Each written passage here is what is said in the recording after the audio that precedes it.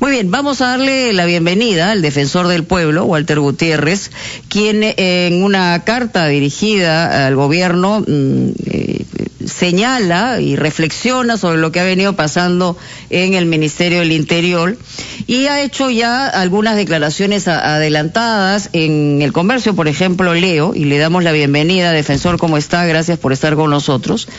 Claro, Carlos, buenos días. El titular es evidente, es imposible pensar y hacer una buena gestión con 7 ministros en un año, y claro, en el Ministerio del Interior, que es uno de los ministerios más complejos y más difíciles. Pero usted ha dicho, defensor, que se ha realizado una interpretación incorrecta de la ley al pasar al retiro a 17 generales para que el número 18 asuma la comandancia general. ¿Qué implica esto? O sea, si desde su punto de vista una lectura incorrecta, usted señala, ¿se tiene o no se tendría que revertir según su punto de vista esta decisión? Ya que tanto la primera ministra como el presidente han dicho que es irreversible la decisión tomada. Buenos días, Mónica. Carlos, Fernando, buenos días. Buenos días. Mónica, permítame un par de segundos, sí, porque me parece importante que haga algunas aclaraciones en relación a las declaraciones que hizo la presidenta del Consejo de Ministros el día de ayer. En esas declaraciones ella ha insinuado que nosotros hemos enviado esta comunicación cuando ya sabíamos que el ministro había renunciado, y con eso está afectando la integridad de una institución. Déjenme decirles que nosotros ese informe lo teníamos hace varios días. Ese oficio ha llegado a la presidencia del Consejo de Ministros alrededor de las 11 de la mañana y se ha conocido por los medios la renuncia del ministro a las 5 de la tarde, y si ella dice que ha sido a la 1 de la tarde, pues lo sabía solamente la presidencia del Consejo de Ministros. Cuando a mí me llega una comunicación de cualquier ministro, yo en 10 minutos estoy enterado, porque esa es la instrucción que tiene mi despacho. Yo lamento que la presidenta del Consejo de Ministros no haya sido debidamente notificada, porque ni por asomo pienso que ella esté distorsionando o tergiversando las cosas. Al propio tiempo quisiera señalar que ese no es cualquier oficio. Ese es un documento que recoge la posición de la Defensoría del Pueblo, que ha sido trabajada institucionalmente con la Adjuntía de Constitucional y la Adjuntía de Derechos Humanos. Y nosotros nos comunicamos a través de oficios y nosotros esperamos una respuesta institucional y a la alturada como corresponde en estos casos. Dicho esto, pasaré a responder al tema de fondo, ¿no? Porque usted ha señalado la incorrección de la lectura, es decir, yo no sé si linda con lo irregular desde su punto de vista, o en todo caso, cómo podría, según usted, enmendarse una incorrecta lectura, porque lo que se ha dicho en el gobierno es que no se va a dar vuelta atrás en esa decisión. Bueno, pero el gobierno también ha señalado, lo ha dicho el presidente, cuando ha indicado que justo pagan por pecadores, lo ha dicho el ministro Vargas, cuando ha reconocido que habían cuadros, habían generales, o hay generales, que estaban más allá de los hechos a propósito de las protestas, los excesos del uso de la fuerza, y también que pudieran estar señalados por actos de corrupción. Y lo ha reconocido la propia presidenta del Consejo de Ministros el día de ayer, usted, en una entrevista con usted. De manera que se ha señalado una cosa y también se ha señalado lo otro. Pero creo que es importantísimo, Mónica, que conozcamos bien el contexto legal para poder a continuación saber ver cuál puede ser la ruta de solución. Para empezar, es importante recordar que la Policía Nacional es una institución que es señalada, que es creada en la Constitución, está en la Constitución, es un órgano que nace de la Constitución y no es un cargo político su conducción. Por lo tanto, está regulada por normas y por principios constitucionales que no nos ha inventado la Defensoría del Pueblo. la renovación de los cuadros, tiene que responder a un debido proceso, al derecho a igualdad, al honor, a la meritocracia. Todo eso está recogido en diversas sentencias del Tribunal Constitucional, amén de que ya con carácter, digamos, general, señala que todo acto de gobierno, todo acto de Estado tiene que estar debidamente motivado y proscribir la arbitrariedad. En consecuencia, nosotros consideramos, como lo hemos indicado en este documento, que esto se aleja claramente de esos principios. Pero también hemos señalado, y ahora sí para responder directamente a su pregunta, antes de ir a la pausa, que hay un principio que se llama el principio de previsión de consecuencias. Uh-huh. ¿Eso qué significa?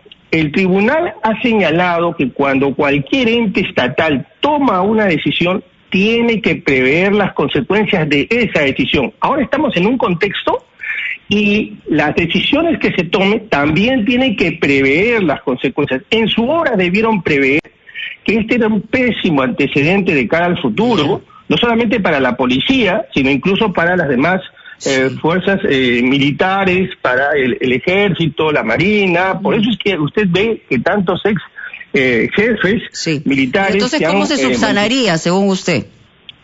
Bueno, hay diversas alternativas, digamos, en un arco de posibilidades. Está desde reponerlos, está desde que el propio Poder Judicial se inicie desde ahí un proceso, o que se busque un término intermedio. La Defensoría no es el Ejecutivo, la Defensoría no le va a dar la solución, porque la Defensoría es un contralor o un supervisor de derechos humanos señalando cuáles son los problemas. Pero ya el Ejecutivo ha señalado que han cometido errores. De hecho, implícitamente lo están indicando cuando están dando hasta nombres de generales que estaban más allá de los hechos que se generaron a propósito de las marchas. Bien. Y también que no estaban señalados por acto de corrupción. Doctor Gutiérrez, ¿me permite, por favor? Hay, por supuesto, preguntas de Fernando y de Carlos. Luego de la pausa, vamos con ellos.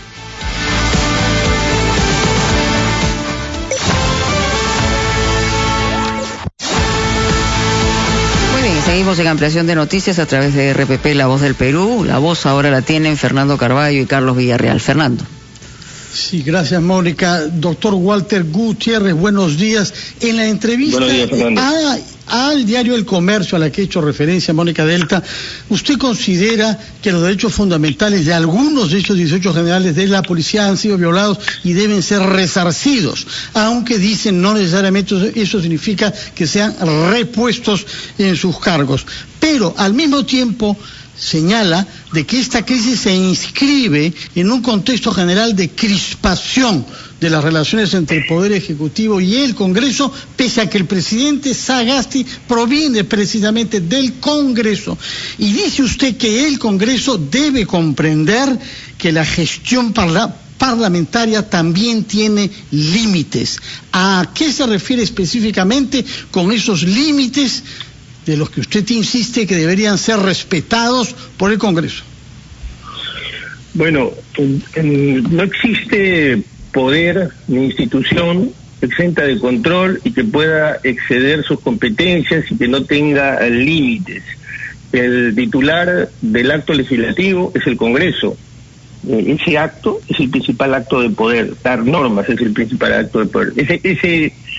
Ese proceso de creación de normas también tiene que tener límites. Y en las propias relaciones que tiene con el Ejecutivo, tiene que tener límites y debe materializar el principio de gobernabilidad y colaboración. No respeta sus límites si, por ejemplo, una comisión solicita información sensible, información que además está protegida por la propia Constitución y que solamente debe tenerse acceso para propósitos muy puntuales y específicos. No se respeta esos límites cuando se dan normas que exorbitan, exceden clara, frontalmente a la Constitución, y me estoy refiriendo al reintegro de los denominados aportes. No se respeta a la Constitución, no se respeta esos límites cuando se legisla de una manera festinada, cuando no pasan por comisiones, cuando no se respete el principio de participación, y no me refiero al principio de participación de la bancada solamente, porque ellos son representantes. Me refiero al principio de participación de los sectores técnicos, de los sectores implicados, de la ciudadanía. En suma, en resumen, el poder legislativo tiene límites. Y también debe analizar el análisis costo-beneficio, que es una expresión también de lo que decía hace un momento, el principio de previsión de consecuencias de los actos que realizan los entes estatales. Le voy a poner un ejemplo de cómo la Defensoría ha evaluado durante más de 10 días, casi 2 semanas, sacar este documento. Cuando nosotros ya teníamos listo este documento, el que ayer se ha hecho público, el gabinete no tenía el voto de confianza. Nosotros podíamos haberlo sacado, pero entendíamos que este documento de la Defensoría podía ser utilizado políticamente, de manera que no lo sacamos. También tomamos en consideración la crisis social, la crisis política que se había generado, las protestas, y por esa razón no lo sacamos. Y tampoco lo hicimos porque consideramos siempre que el Ejecutivo se puede corregir, es decir, darle un tiempo para que si ellos mismos, digamos, aquí hay un daño autoinfligido, porque no es que esto haya venido de otra parte, entonces se puedan corregir. Esa es una mirada institucional, que no ha nacido con esta gestión, sino ha nacido con la gestión de todos los defensores y encargados de la Defensoría del Pueblo. Doctor Gutiérrez, quiero referirme al tema de la derogatoria de la Ley de Promoción Agraria, luego de las protestas que han habido en diversas zonas del país, en el norte y también en Ica. ¿Cuál es ahora el proceso más adecuado o correcto que deben seguir tanto Congreso como Ejecutivo para la elaboración de una nueva Ley de Promoción Agraria? Bueno, en primer lugar, esta es una norma que tiene 20 años, y nosotros tenemos desafortunadamente la equivocada conducta de dar normas y dejarlas. Allí pensamos a veces que las normas cambian la realidad, no evaluamos las normas, no tenemos indicadores para saber qué tan eficientes han sido. Digamos que en términos generales, en términos macroeconómicos, esa norma ha sido altamente positiva. El sector ha crecido significativamente. Sin embargo, esos no son todos los indicadores que tenemos que evaluar. Por ejemplo, el sector agrario es uno de los sectores más informales, excede el 80% de informalidad. Esta norma que se va a dar es una norma que va a ir a una minoría. Por lo tanto, hay que evaluar la posibilidad, no que se dé solamente una norma para las grandes empresas, para las empresas que exportan. Hay que evaluar también que concurrentemente se dé una norma, otra o una misma, que pueda también contener la realidad de todo ese sector informal, de esos pequeños fondos agrarios que están más allá de esta norma. ¿Los trabajadores deben participar en la elaboración de la nueva ley? Consecuente con lo que acabo de señalar hace un momento, participación significa eso. Eso es cumplir el principio de participación en los actos legislativos. Claro que tienen que participar. Y también, no solamente en esta ley, en todas las leyes donde haya sectores implicados, tienen que participar. Y también tiene que haber, obviamente, el sentido de urgencia de las autoridades para llenar los vacíos que se puedan plantear frente a actividades importantes para la economía del país y también para la paz social del país.